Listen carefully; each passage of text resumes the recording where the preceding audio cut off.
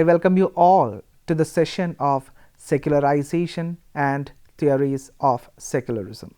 The Latin word seculum later evolved into secularism. The word means period, age, or century. It was more than time which was more profane than sacred. It was a level of government than the church. The word was first used by George Jacob Holyoake in 1851. He was a socialist. It was a byproduct of four historical stages: French Revolution, Industrial Revolution, Enlightenment, and Renaissance. While the first two were social changes, the later were intellectual. The Renaissance put forward the dignity of man in contrast with Romanticism, whereas science and autonomy of reason were a matter of enlightenment. George Jacob criticized Christian theology, which engaged in limiting creative thinking and reasoning. The church was omnipotent in all social arenas before that era. Society was evolved according to the divine norms and regulations of the church. No question about the nature of world order was entertained other than divine notions. Creativity, scientific endeavors, and individualism were strictly made taboo. Deviators were punished mercilessly. This can be elaborated with two important examples, that is, the Nicholas Copernicus and Galileo Galilei. They suffered the confinement of the church for their scientific discoveries. Copernicus was contemned by the church, and Galileo was under house arrest for discovering that the earth moves around the sun.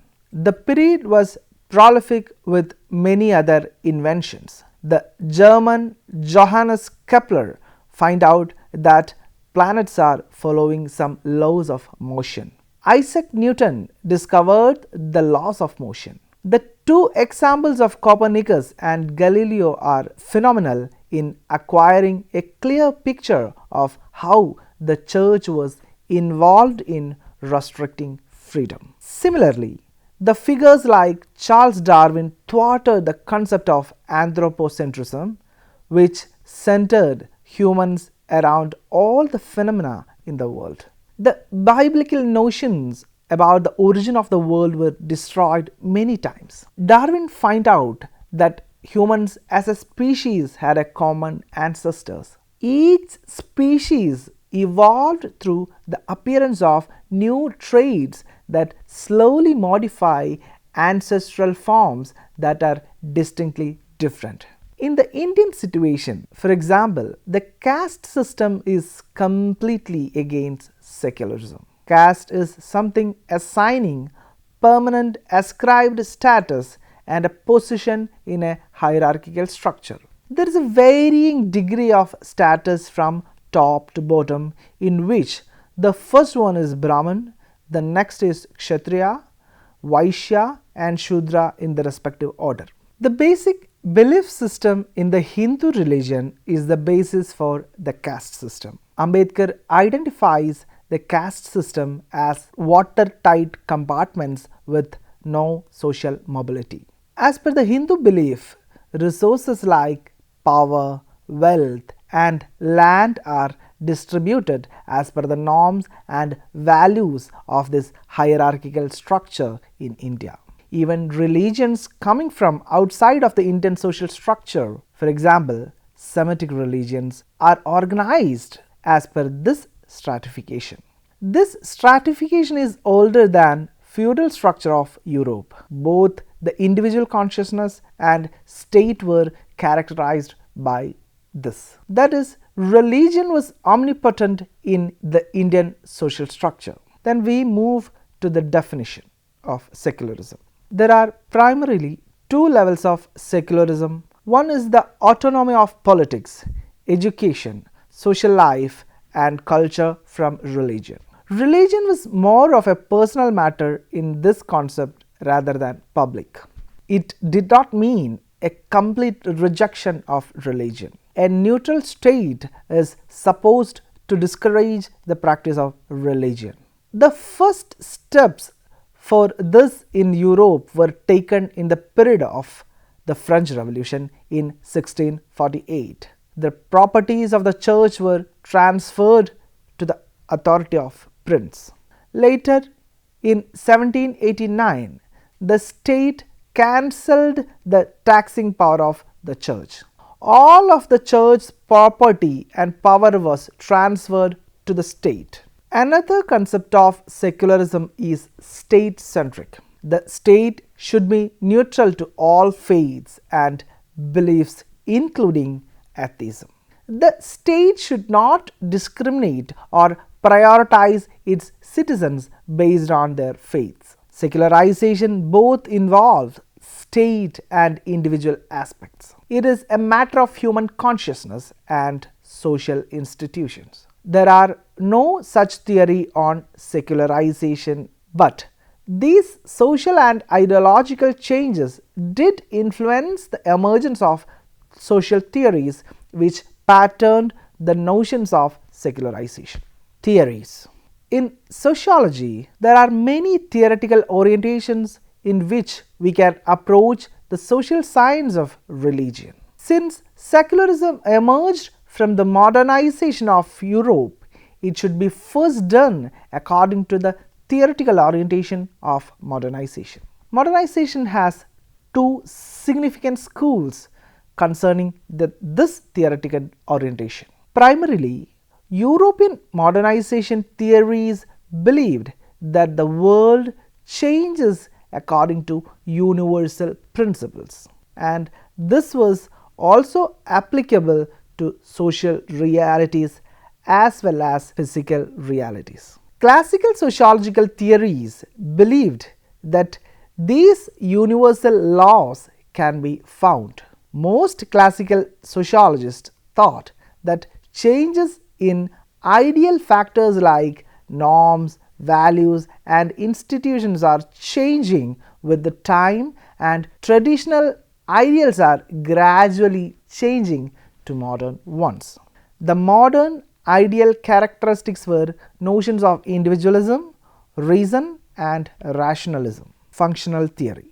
Classical sociologists thought society evolved from traditional order to modern social order. We can see this comparison between traditional and modern in the assertions of classical sociologists. For example, Auguste Comte said about the evolution from theological stage to metaphysical stage and finally to positive stage. He said, sensual observation, measurement, analysis, conclusion, experimentation, and confirmation were the best steps to attain perfect knowledge, according to Auguste Comte. Positivism was a method and philosophy for Comte. Metaphysical speculation, intuition, insight, and logical analysis were rejected as a form of acquiring knowledge. Comte described the evolution of human society according to the social organization that prevailed according to the mode of explanations of the world order and consciousness of the individuals. He asserted that history developed to new stages according to the nature of explanations of the nature of world order. According to him, the first stage of society was the theological stage, in which all the views of different phenomena were explained in the supernatural order. The assumption of God is behind all the phenomena in the world was prevalent then. They gave supernatural explanations for all the phenomena. The theological stage itself evolved according to the nature of the belief system prevalent in the society in the respective order. First was fetishism, animism, polytheism, and monotheism. Then evolved the metaphysical stage with the power of reasoning. The final stage was the positive stage, depending completely on reasoning and rationality. The evolution was not only based on the belief system as per Comte, rather it was a whole nature of social organization at then, including power and authority, property distribution, norms, value structure, etc. Now we will explain Herbert Spencer and his explanation about military society and industrial society. He was a biologist turned to sociologist. His analysis of society was inspired by Charles Darwin's law of natural selection and struggle for existence. His examination was criticized for the reason that he did not address the social inequalities produced in society. In another way, the concept that best qualified humans will win in the struggle for existence was against the notion of justice. Though his concept of organic analogy gives much light on the differentiation of societal parts into new modern forms and the development of special functions according to the differentiation. According to this concept, the religion in the early traditional period could have carried multiple functions such as social control, education, judiciary, authority, state, etc. But in modern society, new specific parts formed to perform such specific functions. The concept of modern society also rejects the idea of the predominance of religion and tradition in society. The functions of religion can be differentiated into new societal parts which may result in the formation of new functions. His classification of society into military society and industrial society was also important. A military society is characterized with traditional norms with more religious influence, whereas industrial society was of modern norms and values. Military society was rigid with possibilities of very minimum individual deviation from collectivity and increased social control of religion. Industrial society was characterized by possibilities of individuality and limited control of religion. Now we will explain Emil Durkheim and his explanation of mechanical solidarity and organic solidarity. Durkheim's analysis was focusing on the division of labor and social solidarity. The nature of change in social solidarity was the basis of the evolution of societies, according to him. Social solidarity was the nature of cooperative, cohesive interaction of members of society. The classification was into mechanical solidarity and organic solidarity. The traditional religious involvement in the society in which members cannot deviate from collectivity was termed mechanical solidarity. Organic solidarity reflected modern society with the possibilities of individual deviance and creativity, less scrutiny of collectivity. The presence and influence of traditional institutions such as religion were shown as declining in the evolution. The change in the ideal factors such as norms, values, mores, folkways and institutions changed the other parts and the whole social structure. These theoretical grounds belong to the functional school of sociological theory. According to functional theory, society is a system of conjoined and interrelated parts which function to keep the equilibrium intact, in which religion is a functional part of the whole. There is an equilibrium for which the parts work in adjustment with each other. One change in one part will result in changes in all the related parts. Each part will have particular function to perform, including religion. While considering religion as a part and its vitality of function for the existence of social equilibrium, the question over its disconnections with the state is problematic. How can a functioning part be completely isolated from other parts? Ideally and empirically, it is not possible. Sociologists think about the need for new theoretical positions for secularism. Conflict theory.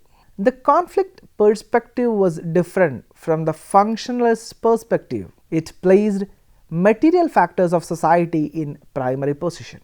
Karl Marx was the proponent of this theory. He said, material factors such as food, clothes, and shelter are important. Ideal factors like norms, values, institutions change according to the change in the material factors available to the individual, since these are all dependent on the consciousness of the individuals. Since the economy produces these material factors in the form of commodities, Marx thought change in the nature of the economy changes all other factors including ideals. He said it is the material environment which decides the individual consciousness of the individual.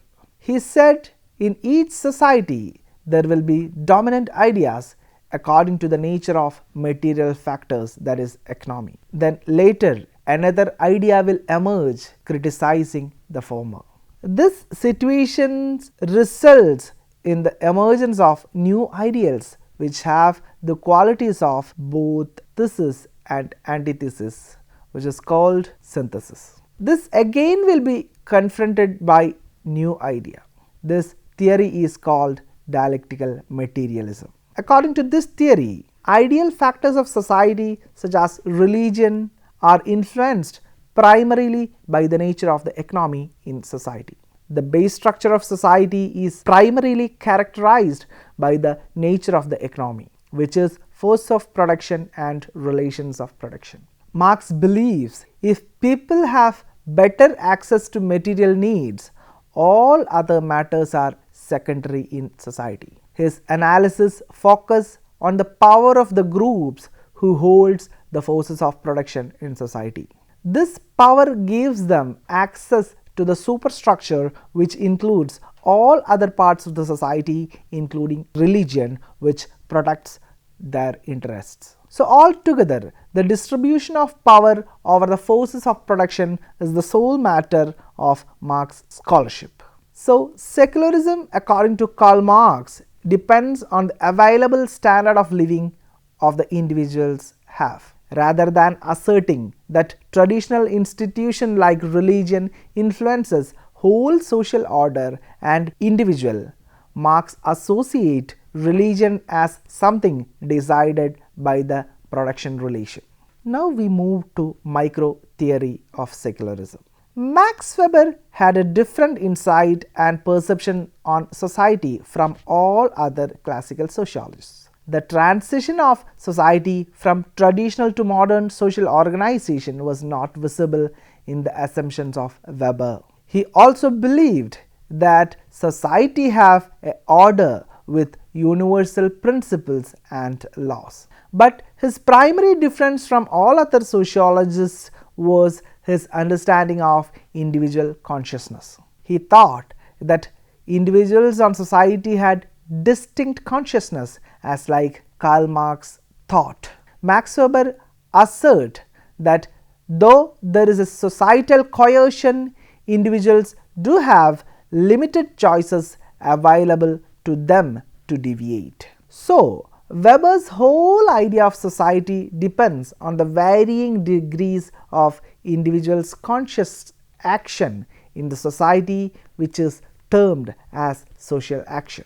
Max Weber asserts that traditional factors like religion definitely decides social dynamics. This is when his scholarship on social action and power includes varying degrees of tradition in it. Both social action and power are determined by tradition. But since he believes that individuals have a consciousness, he is not neglecting the possibility of rational action and power. It can be said that Weber was the only classical theorist who asserted the idea of duality. The religion may also influence the individual while it have an individual consciousness. George Simmel similarly is using a microsociological approach. He says that rationalism evolves in human life as like a biological organ. Money economy evolves to engage in a dominant role in modern life. Punctuality, calculability, exactness are forced upon life by urbanization. Since everything becomes purchasable, the relationship leads to decline in the human values and a condition termed as Blaise attitude results. The objective spirit dominate over subjective spirit, which result in the decline of religion in larger structure according to Simmel. Now we explain about the contemporaries of secular theory. Social institutions gain considerable autonomy according to Brian Wilson's definition. Religious consciousness decline, whereby instead of being the determinant influence, religion becomes a department of the social order only. Wilson mentions the prevalence of instrumental values, rational procedures and technological methods as the important three features of secular society. Harvey Cox asserts in his work The Secular City that industrialization led to secularization. Its characteristics were urbanization, pragmatism or lack of interest in the mystery of life, profanity or this worldliness, pluralism and tolerance due to which no worldview is imposed on anyone. Peter Berger defined secularization as the process by which sectors of society and cultures are removed from the domination of religious institutions and symbols. He says that religious factors experienced as objective had reality with no alternatives. Members cannot identify religion as socially constructed. Secularism as an ideology consists of the following 5 ideas. Firstly, it stresses the role of human autonomy opposite to divine authority. The right of an individual to order her life independent of authority is vital according to secularism and its ideas. The secular humanist declaration declares secular humanism places trust in human intelligence rather than divine guidance. Skeptical of theories of redemption, damnation and reincarnation, secular humanists attempt to approach the human situation in realistic terms is rejected. Human beings are responsible for their own destinies. Secondly, secularism asserts that not only state and laws but family relations, education, morality, knowledge and values are also completely free from the dominance of religion. The specific point in India, according to Mark Galanter, is not to keep religion out of politics, but to keep it out of social relations. Thirdly, secularism seeks not just the autonomy of the individual, but also the autonomy of reason. Reason is made the sole criteria of truth, and this undermines the faith in religion and the authority of church. Fourthly, secularism makes room for the values of pluralism and religious toleration because it does not make any religion final, infallible and beyond rational scrutiny. A plurality of religious worldviews is therefore considered natural by secularists, and tolerance is an attitude they value towards other religions and value systems. Fifthly, secularism is not anti-religion. Instead, it is concerned with the affairs of this world and considers that secular life and knowledge is autonomous. People's Republic of China officially has a policy opposed to religion and going strictly by the definition of secularism. It is not a secular state. Thank you.